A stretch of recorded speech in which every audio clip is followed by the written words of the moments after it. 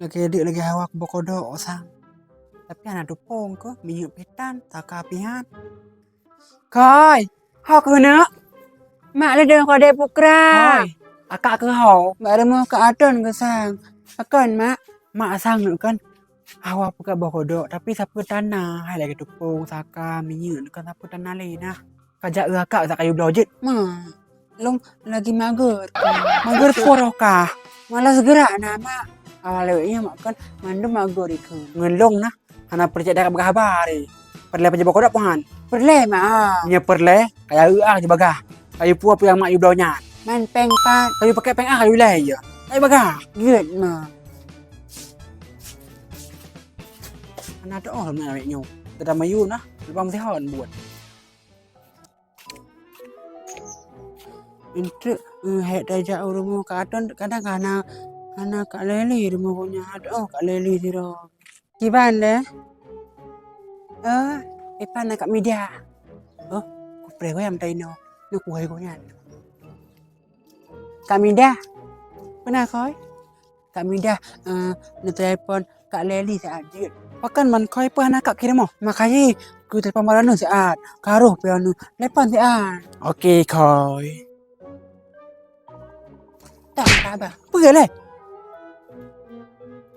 Puna Media? Nya lo. Oh, kalau kau koi. Puna koi? Kak Leli, mak kena pergi bokodok. Ngebuah mak kan gaya minyak, dupong, saka, sekilo sapu. Long hana peng saja yang kuai kau. Oh, ngebuah mak misalnya po minyak, dupong, saka, hang biwo. Halo. Makasih kami dah apa? Kena ijab Leli ni rumah. Lah kau orang lama. Kenapa Leli? Gimana caranya? Penghana aku mau blog.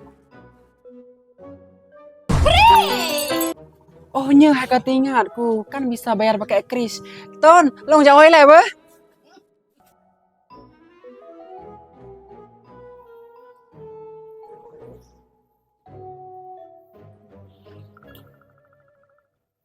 Bang, na tupung makan ngan saka. Nah, Leli, paduk tajuk. Nampak cuma sekelas sapu. Oh ya bang, bayar pakai kris kan? Jut, aman tak ya? Nyopat di Leli. Oke bang, pak long pindah bang. Nyopat yo. Siapa?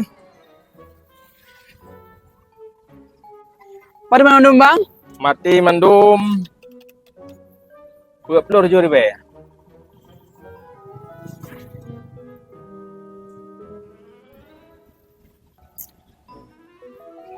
Kali bang bah. Jut beres li, siap. Makasih bu. Oke bang, sama-sama.